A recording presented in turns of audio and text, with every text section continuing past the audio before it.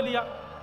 1000 वर्ष पहले हमारी भूमि पर प्रकट हुए श्री जयदेव महाप्रभु, जिन्होंने गीत गोविंद की रचना की, ऋषि वाल्मीकि आदि आदि, ये सब ज्ञान के प्रसाद के उपासक हैं, भक्ति के प्रसाद के उपासक, ज्ञान के प्रसाद के उपासक। तीसरे हैं वैराग्य। कथा सुन के कई लोगों को वैराग्य हो जाता है, घर परिवार फिर सुहाता नहीं है। ठाकुर जी की चर्चा, ठाकुर जी की लीला, ठाकुर जी का दर्शन, ठाकुर जी के संतों में संग, ठाकुर जी का प्रसाद, बस इसी में ही रुचि मिलती है। तो या तो भागवत जी आपको भक्ति का प्रसाद देंगी, भक्ति का प्रसाद नहीं लोगे तो ज्ञान का प्रसाद देंगी, ज्ञान का प्रसाद नहीं लोगे तो वैराग्य का प्रसाद देंगी। और वैराग्य का प्रसाद भी यदि स्वीकार नहीं करोगे तो चौथा प्रसाद तो आपको लेना ही पड़ेगा, उसके बिना नहीं रह सकते। और वो क्या है? त्याग। महाराज जी सूरदास जी एक बहुत सुंदर पद गाते हैं। क्या कहते हैं सूरदास जी? तजोरे मन हरि विमुखन को संग, जाके संग कुमति उपजत है, पड़त भजन में भंग। तजोरे मन हरि विमुखन को संग। सब लोग इधर देखो, यहां देखो, 1 मिनट एक बात बताएं आपको बहुत बढ़िया। महाराज जी इस पद को प्रचलित आप कर रहे हैं और ये बात बिल्कुल सत्य है। किसी की एक उपस्थिति मात्र से हजारों लाखों के मुख से जय सिया राम का नारा निकले, ये साधारण बात नहीं। अब ये नहीं, अभी बंद करो, बस बस बस बस बस बस बस। आपकी प्रशंसा एक बार कर दी, अब हमको कथा सुनाने दो, हम थोड़ी ना चर्चा कर रहे हैं, वो होने दो। यही बात तो सूरदास जी कहना चाहते हैं। उसका संग मत करो जिससे राम जी की भूल हो, राम जी को भूल जाओ। ऐसे का संग मत करो जिससे युगल किशोर जी को भूल जाओ। ऐसे का संग मत करो जिससे तीर्थ जाने की इच्छा ना हो। ऐसे का संग मत करो जो आपके सुंदर आहार को दूषित कर दे, आपके व्यवहार को दूषित कर दे। जाके संग कुमति उपजत है, पड़त भजन में भंग। तजोरे मन हरि विमुखन को संग। बहुत अच्छा है कि आप महाराज जी का संग कर रहे हो। कम से कम इसी बहाने राम नाम तो बोलते हो, इसी बहाने बालाजी का नाम तो बोलते हो, इसी बहाने तिलक तो लगाते हो, इसी बहाने बालाजी के सन्मुख आना है, भय के कारण ही सही, प्याज लहसुन तो नहीं खाते। यही सत्संग का स्वरूप है। वाणी गुणानुकथने श्रवणौ कथायां, हस्तौ च कर्मसु मनस्तव पादयोर्न। स्मृत्यां शिरस्तव निवास जगत् प्रणामे, दृष्टि सतां दर्शनेस्तु भवत्तनूनाम्। श्रीमद् भागवत के 10वें स्कंद में नलकुंवर मणिग्रीव भगवान से कहते हैं,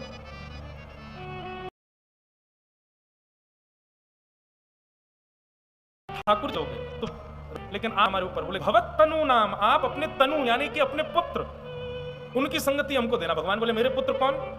बोले जो अपनी पिता का यश गाए।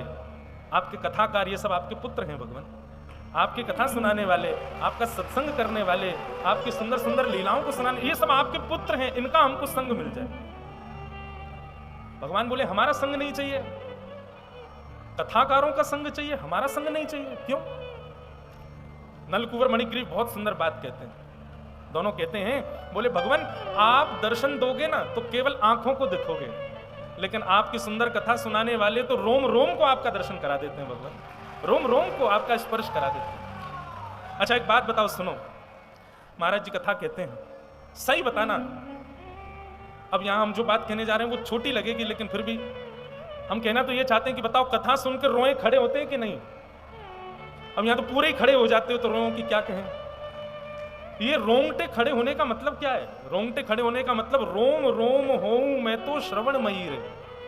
जब हमारे रोंगटे खड़े होते हैं तो मतलब कानों में जितनी सुनने की शक्ति उतनी सारे रोए में आ जाती है।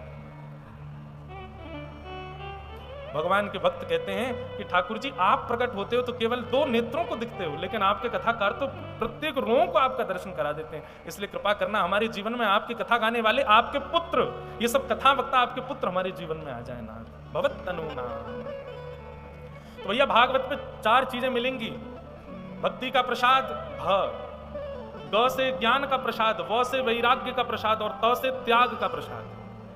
या तो 7 दिन में आप भक्ति का प्रसाद ले लो, भक्ति जीवन में आ जाए, या फिर वैराग्य जीवन में आ जाए, या फिर ज्ञान जीवन में आ जाए, नहीं तो त्याग तो आपको करना ही पड़ेगा। त्याग के बिना आप रह नहीं सकते। और हमारी एक बात मान लीजिए आप, बस एक ही मानिएगा, ज्यादा मत मानिए। बस इतना करना, 7 दिन में हर दिन एक बात मानना। तो एक बात क्या माननी है? जो कभी वृंदावन नहीं जाते, जो कभी युगल किशोर जी का दर्शन करने नहीं जाते, जो कभी बागेश्वर धाम नहीं आते, जो कभी अयोध्या नहीं जाते, इस प्रकार के भगवत विमुख जीव कहीं से भी आपके संपर्क में हो, उनसे आज ही अपने सारे नाते तोड़ दीजिए। बस जो ठाकुर जी के नहीं है उनसे हमारा कोई संबंध नहीं, ये आपको करना पड़ेगा। तजोरे मन हरि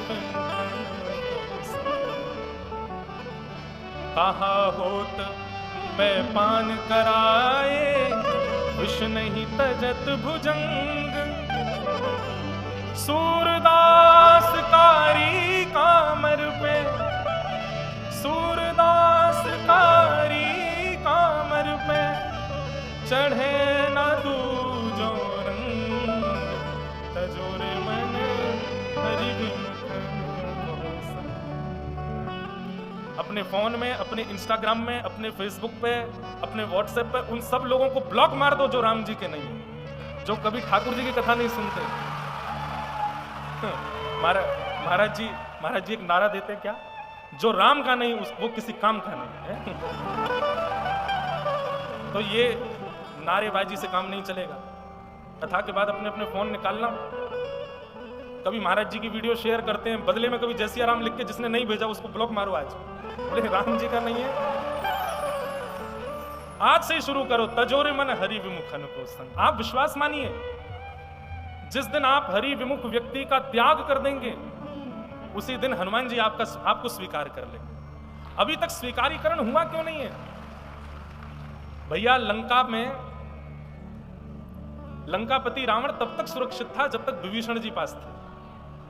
एक वैष्णव व्यक्ति का त्याग करने पर आप असुरक्षित हो जाते हो, और एक भगवत विमुख व्यक्ति का त्याग करने पर परम सुरक्षित हो जाओ।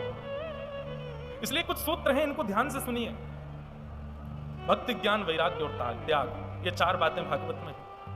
भागवत जी के महात्म्य में भक्ति, ज्ञान, वैराग्य तीनों पुष्ट हों, उसी के लिए महात्म्य में एक कथा सुनाई गई, जिसके विषय में ऐसा बताया कि कथा सुनते ही भक्ति के पुत्र ज्ञान वैराग्य जो जीर्ण शीर्ण हो गए थे, भक्ति सुतौ तौ तरणौ गृहीत्वा प्रेमैक रूपा सहसा विरासीत। श्री कृष्ण गोविंद हरे मुरारे नाथेति नामानि मुहुः वदन्ति। ठाकुर जी का नाम सुनते ही, कथा सुनते ही भक्ति, ज्ञान, वैराग्य तीनों पुष्ट हो गए। और ये भागवत का प्रथम महात्मा था। भागवत की कथा सुनने से भक्ति, ज्ञान, वैराग्य पुष्ट होते हैं। भागवत के महात्मा का दूसरा सर्ग जो कहता है, वो भी हम आपको थोड़ी देर में सुना के फिर विराम देते हैं। नारद जी ने प्रश्न किया कि महाराज कौन कौन से पापी कथा सुनने से निवृत्त हो जाते हैं, कृपा करके हमें बताओ। तो भगवान बता रहे हैं, ये मानवा पाप कृतस्तु सर्वदा, सदा दुराचार रता विमार्गगा, क्रोधाग्नि दग्धा विलश्च कामिन, सप्ताह यज्ञेन कलो मुनन्ते। बहुत सावधानी से सुनो। सप्ताह कथा सुनने से कौन कौन से पाप नष्ट होते हैं? तो यहां पर सनत कुमार कहते हैं, ये मानवा पाप कृतस्तु सर्वदा, जिसने दुनिया में कोई पाप छोड़ा ही नहीं है, सारे पाप कर दिए। ऐसा व्यक्ति भी यदि कथा सुने तो कथा सुनने से वो निवृत्त हो जाता है, दुनिया के कितने भी पाप। लेकिन एक बात हमारी बहुत ध्यान से सुनिए, कितने भी पाप हों उनसे आप कथा सुनने से निवृत्त तो हो जाओगे, पर कथा सुनने के बाद दोबारा यदि वो पाप करोगे तो वो पाप आपका 4 गुना, 10 गुना, 100 गुना, 1000 गुना होकर के दोबारा लग जाएगा। भैया ने थोड़ा इसकी गूंज कम करो, ध्यान से सुनो सब लोग। आपने 7 दिन कथा सुनी, 7 दिन की कथा सुनने से आपके सारे पाप नष्ट हो गए। लेकिन 7 दिन बाद उन पापों में से कोई एक भी पाप आपने दोबारा किया 7 दिन बाद, तो वो पाप आपका मल्टीप्लाई इनटू 1000 हो जाएगा, 1000 गुना ज्यादा बढ़ जाएगा यदि कथा सुनने के बाद पाप किया तो। गंगा स्नान करने से पाप निवृत्त होते हैं हम लोग, लेकिन स्नान करने के बाद यदि पुनः उस पाप को दोहराते हैं तो गंगा वही पाप 1000 गुना ज्यादा करके देती है हमको। इसलिए सावधान रहें। कथा सुनने से, गंगा स्नान करने से, तीर्थ यात्राएं करने से, आदि आदि ये सब करने से पाप निवृत्त तो होते हैं, लेकिन तब जब संकल्प लेके करें कि हे गंगा मैया आपने हमारे पाप निवृत्त कर दिए, हम संकल्प देते हैं कि आज के बाद ये पाप नहीं करेंगे, तब वो पाप निवृत्त होंगे। कथा सुनने के बाद भी संकल्पित हो जाओ कि मुझे पता है मैंने कितने पाप किए, मैंने क्या क्या गलत किए हैं, दोबारा कभी ऐसा नहीं करूंगा, ये संकल्पित जब हो गए तब भागवत जी आपको निवृत्त करेंगे। बागेश्वर धाम आ गए, अर्जी लगा दिए, बालाजी के दर्शन कर लिए, बालाजी बस इस बार बचा लो हमको, हमसे बहुत बड़ी भूल हो गई। बालाजी ने बचा लिया, और बचने के 10 दिन बाद 15-20 दिन बाद अगर फिर से उसी स्थिति में चले गए तो फिर उसके बाद चाहे आप 100 बार आ जाना, बालाजी नहीं बचाएंगे, वो एक ही बार रक्षा करेंगे आप। इसलिए भैया कथा सुनो, तीर्थों में जाओ, धामों में जाओ, सत्संकल्प लेकर के जाओ कि इस बार हमको बचाइए। हम संकल्प देकर के कहते हैं कि दोबारा ऐसा नहीं करेंगे, आप बस हमको बचा लीजिए। ठाकुर जी बचाएंगे, उसके बाद कभी दोबारा करना नहीं, उधर मुंह कभी घुमाना नहीं, तब आप पाप निवृत्त हो गए। नहीं तो कथाएं सुनने से और तीर्थ यात्राएं करने से कोई फायदा नहीं यदि पाप भी करते जा रहे हो। रावण शंकर जी का रोज अभिषेक करता था, और दुनिया तो शंकर जी को अभिषेक करने के लिए जगह जगह जाती थी, लेकिन शंकर जी अपना अभिषेक कराने रावण के पास आते थे कि तू मेरा अभिषेक कर।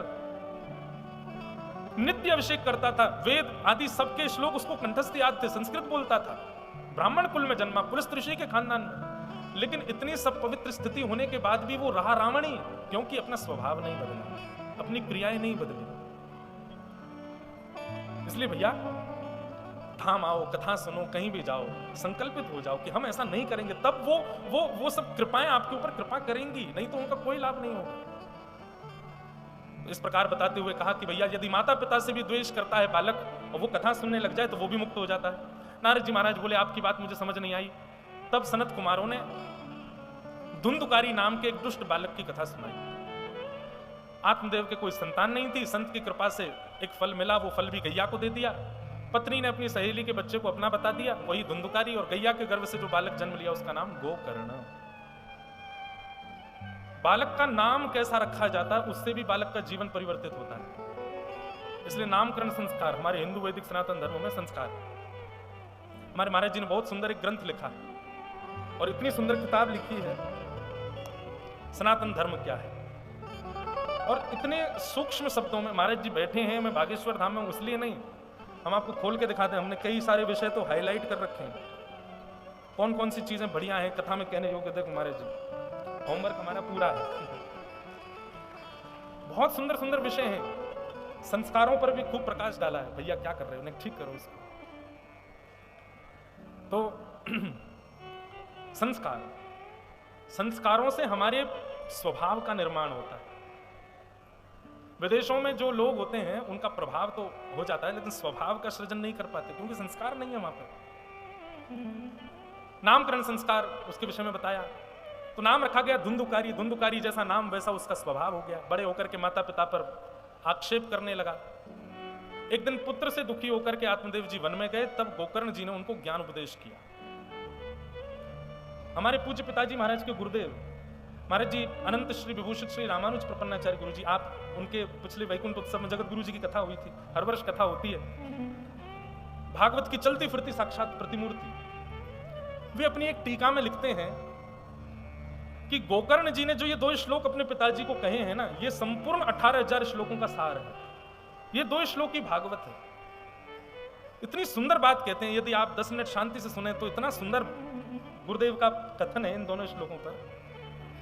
श्री गोकर्ण जी महाराज कहते हैं, पिताजी देहे स्थिमां सरुधिरे भिमतिं त्यजत्वं जाया सुतादिषु सदा ममतां विमुञ्च पश्यानिशं जगदिदं क्षणभङ्गुनिष्ठं वैराग्यरागरसिको भव भक्तिनिष्ठः।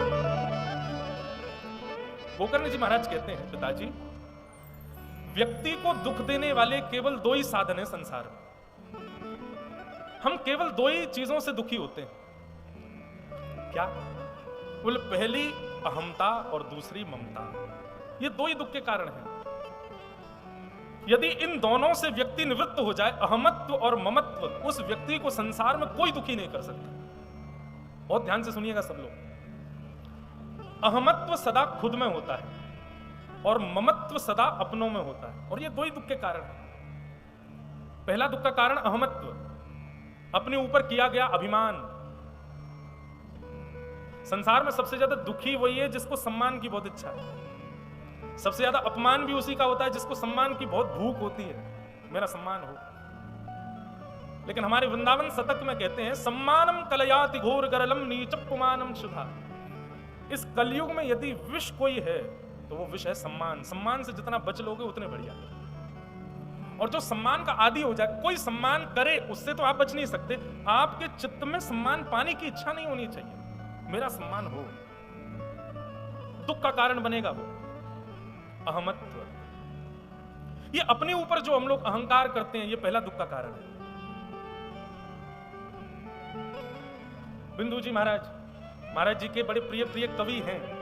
एक हमारे वृंदावन के कवि हैं श्री बिंदु जी, कवि नहीं है, कथाकार थे। बिंदु जी का एक सुंदर पद है, पूज्य पिताजी कथा में गाते हैं। देने वाले ने दिया वह भी दिया किस शान से, मेरा है यह लेने वाला कह उठा विमान से, मैं मेरा यह कहने वाला मन किसी का दिया, मैं नहीं मेरा नहीं यह तन किसी का है दिया। और जो किसी की दी हुई वस्तु पर अहंकार करे, इससे बड़ी मूर्खता क्या होगी। आपने मुझको अपनी गाड़ी दे दी, बोले कि हम जा रहे हैं 10 दिन के लिए कहीं घूमने, आप हमारी गाड़ी रखो। और मैं 10 दिन के लिए उस गाड़ी पर इतना अहंकार जमाऊं, अरे ये तो मेरी है, मैं चाहे जैसे चलाऊं, मैं चाहे जैसे रखूं। ये कितने बड़ी निंदा की बात होगी कि कोई व्यक्ति मुझे अपनी वस्तु देकर के गया और मैं उस पर अपना अधिकार जमाऊं। यही सब हम आप सब लोग कर रहे हैं। तन ठाकुर जी ने दिया, ठाकुर जी की सेवा के लिए दिया, संतों की सेवा के लिए दिया, लेकिन इस तन से अभिमान करके हम अपने को ही संतुष्ट कर रहे हैं। इसलिए पहला दुख का कारण अहमत्व, इसका त्याग। दूसरा दुख का कारण ममत्व, अपनों के प्रति जो हमारा हो जाता है, मेरा मेरा मेरा मेरा बेटा, मेरी बेटी, मेरा मकान, मेरी दुकान, मेरा, ये मेरापन जो होता है, ये दुख का कारण देता है। इन दोनों से निवृत्त हो जाओ पिताजी। पश्यानिशम जगदिदम क्षणभंगु निष्ठम वैराग्य राग रसको भव भक्ति निष्ठम। इन दोनों से यदि आप निवृत्त हो गए तो आपको संसार में कोई दुखी नहीं कर सकता। गोकर्ण जी महाराज पिताजी को उपदेश दे रहे हैं और इस उपदेश में एक बहुत सुंदर बात कहते हैं, अन्यस्य दोष गुण चिंतन माश मुक्त्वा। सबके प्रति सम रहो, किसी में दोष देखना और किसी में गुण देखना ऐसी दृष्टि मत रखो, सब में समत्व भाव रखो, सब समान। इस प्रकार गोकर्ण जी ने अपने पिताजी को ज्ञान उपदेश किया और ज्ञान उपदेश के पश्चात गोकर्ण जी तो वापस विद्यालय को चले गए पढ़ने। भैया अब आवाज बिल्कुल ही बंद हो गई। गोकर्ण जी महाराज वापस विद्यालय चले गए। आत्मदेव जी ने अपना जीवन सफल किया वन में जाकर के। धुंधुकारी मरने के बाद प्रेत बने। महाराज जी जयपुर में एक स्थान है सरस कुंज, वहां सरस कुंज के सरस माधुरी जी एक पद में कहते हैं कि भूत कौन बनता है। हम भी देखो किससे पूछ रहे हैं, 24 घंटा भूत प्रेतन ने उतारते रहे, उनसे कह रहे हैं भूत कौन बनता है। उनका एक पद है, जन बिन नरमर गट के, जो ठाकुर जी का जीवन भर नहीं हो पाया ऐसा व्यक्ति जब मरता है तो भूत बनता है, निश्चित प्रेत बनता है। जिसने जीवन में एक बार भी ठाकुर जी की शरणागति ग्रहण नहीं की, किसी वैष्णव के मुख से सत्संग नहीं सुना, संपूर्ण जीवन व्यतीत कर दिया और मर गया, निश्चित है वो प्रेत बनेगा, निश्चित है वो भूत बनेगा। भजन बिन नरमर गट के भूत। सरस माधुरी जी का पद। इसलिए भैया ठाकुर जी का नाम जपा करो। इस जन्म में तो जीवन में तो ये जीवन तो सफल होगा ही, मृत्यु के बाद का भी जीवन सफल हो जाता है भगवान नाम से। धुंधुकारी प्रेत बने, गया श्राद्ध से भी उनको मुक्ति नहीं हुई। तब सूर्य भगवान की आज्ञा से गोकर्ण जी महाराज ने भागवत की कथा की और श्रीमद् भागवत की कथा होते ही भयंकर प्रेत योनि में बंधे हुए श्री धुंधुकारी जी भगवत रूप धारण करके प्रकट हो गए और भगवत धाम को प्रस्थान कर गए। बोलो भागवत महापुराण की। प्रेत पीड़ा विनाशिनी, श्रीमद् भागवत की वार्ता प्रेत पीड़ा से निवृत्त करती है, प्रेत पीड़ा को नष्ट करती है। ऐसी भागवत जी की कथा सुनकर के धुंधकारी अपने भयानक प्रेत योनि से निवृत्त होकर के भगवत धाम को प्रस्थान कर गए। प्रसंग ऐसा आता है कि फिर गोकर्ण जी ने विष्णु दूतों से पूछा, इतने सारे लोग कथा में आए थे, केवल धुंधकारी क्यों मुक्त हुआ, सब मुक्त क्यों नहीं हुए? विष्णु दूतों ने कहा, बोले श्रवण विभेदेन, इन लोगों ने केवल श्रवण किया है, जीवन में उतारा नहीं है कथा को, इसलिए इनके लिए विमान नहीं आया। दूसरी बात, विमान दो स्थिति में आता है। पूज्य पिताजी महाराज कथा में कहते हैं, कथा में विमान दो स्थिति में आता है। पहला, श्रोता जाने के लिए तैयार हो, तैयारी नहीं है तो विमान नहीं आएगा। कहीं पता चली बागेश्वर धाम में 151 बारात भी आई और 1 लाख विमान और आ गए स्वर्ग से, जितने श्रोता हैं सब मुक्त हो गए। सब कहेंगे महाराज जी हम तो विवाह उत्सव में आए थे, निवृत्त होने थोड़े ही आए थे, अभी तो बेटा को ब्याह करना है, अभी तो घर जाना है, हमको वापस अपने घर जाना। हम तो महाराज जी महाशिवरात्रि उत्सव मनाने आए थे, लेकिन यहाँ क्या हुआ, ये विमान आके विष्णुदूत पकड़ पकड़ के ले जा रहे हैं। कथा में विमान आता है, लेकिन उसके लिए आएगा जो जाने के लिए तैयार है। महाराज जी आपने भी अनुभव किया है कथाओं में, दास ने तो कितनों को अनुभव किया है, जो संकल्पित होकर कथा में बैठे कि नहीं निवृत्त होना है, और 7वें दिन चले ही गए। 7वें दिन नहीं, 4थे 5वें दिन ही चले गए।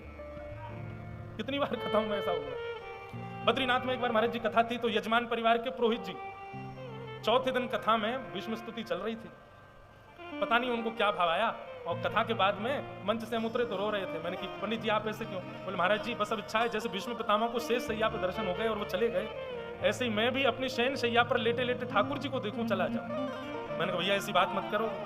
वो नहीं अब तो यही स्थिति है। अगले दिन महाराज जी 5वें दिन सुबह 4 बजे यजमान मेरे कक्ष में आए और आकर के बोले महाराज जी अनर्थ हो गया। मैंने क्या हो गया? बोले सुबह 3:45 बजे जब बद्रीनाथ भगवान के कपाट खुलते हैं ना, ठीक उसी समय हमारे जो कुल पुरोहित आए थे, कल से कथा के बाद से उन्होंने भोजन पानी सब छोड़ दिया, बस ठाकुर जी का नाम गा रहे थे, रात्रि भर सोए भी नहीं, बैठे रहे, और सवेरे 3:45 बजे नारायण नारायण नारायण नारायण कहते कहते भगवत धाम को प्रस्थान कर गए। 5वें दिन ही। ताली मत बजाओ, कोई पधार गए आप ताली बजा रहे हो।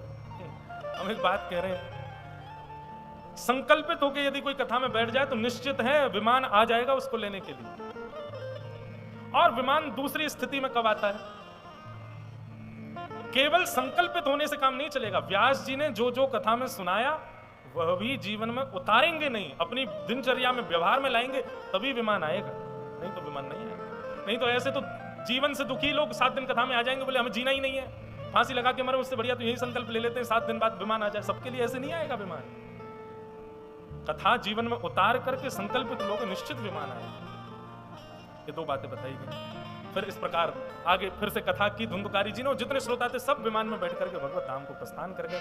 ऐसी भागवत जी की महात्म्य में ये 2 बातें प्रमुख हैं, भक्ति ज्ञान वैराग्य को उत्पन्न करती हैं, और दूसरा कितनी भी बड़ी प्रेत बाधा हो, कितनी भी बड़ी आदि व्याधि संसार की हो, कथा श्रवण से सब निवृत्त हो जाता है। कथा में इतनी सामर्थ्य है। इसीलिए हमारे हनुमान जी को कथा बहुत प्रिय है, उनको खूब कथा सुनाओ।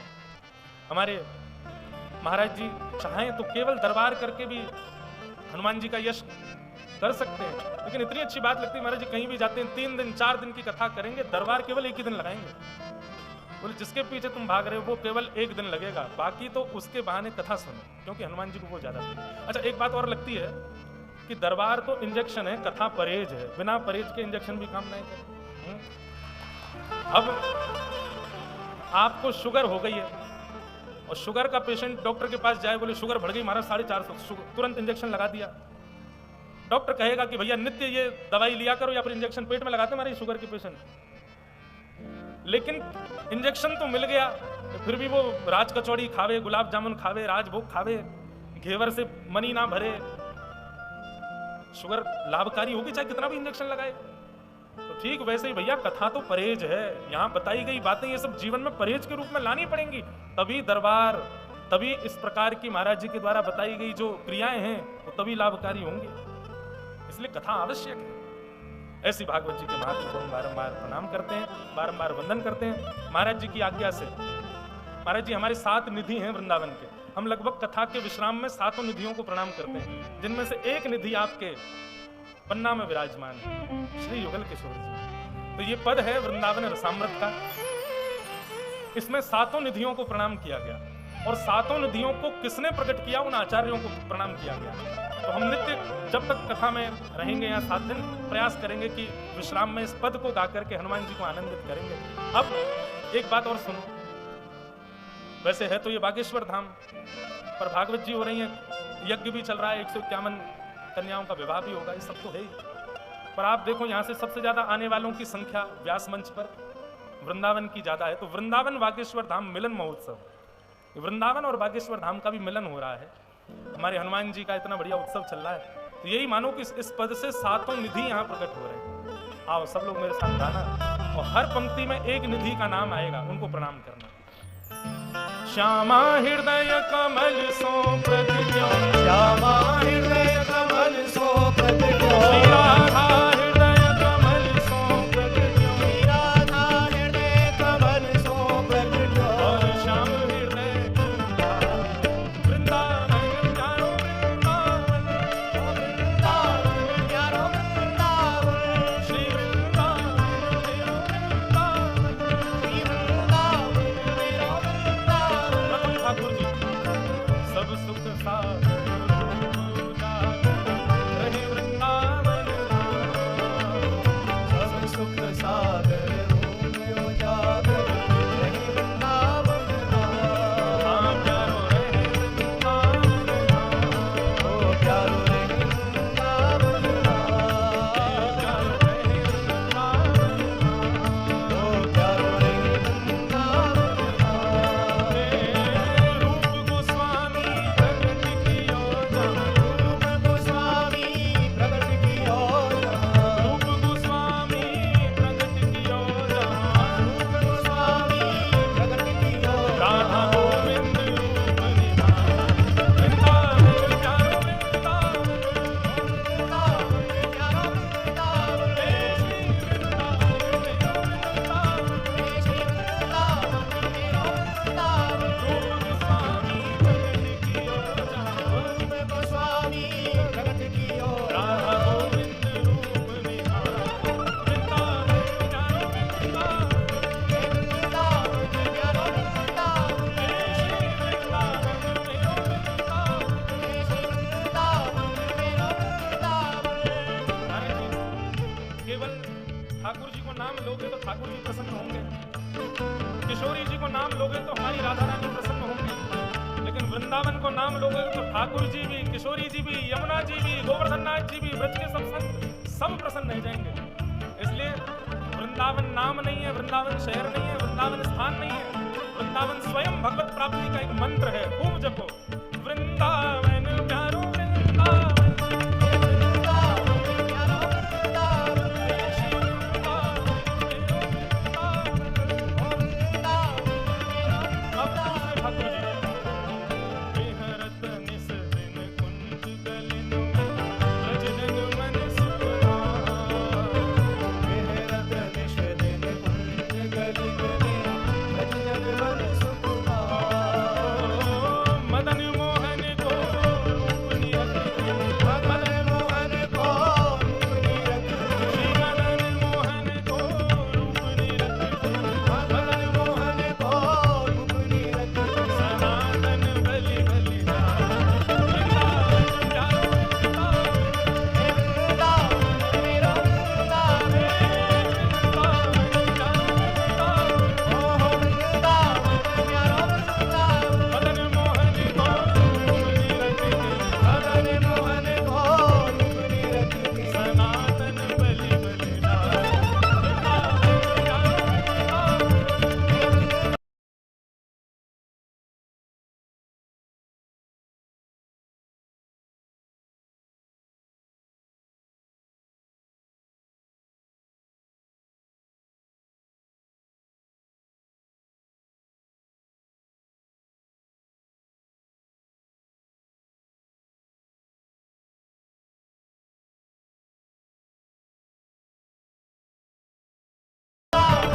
प्यारो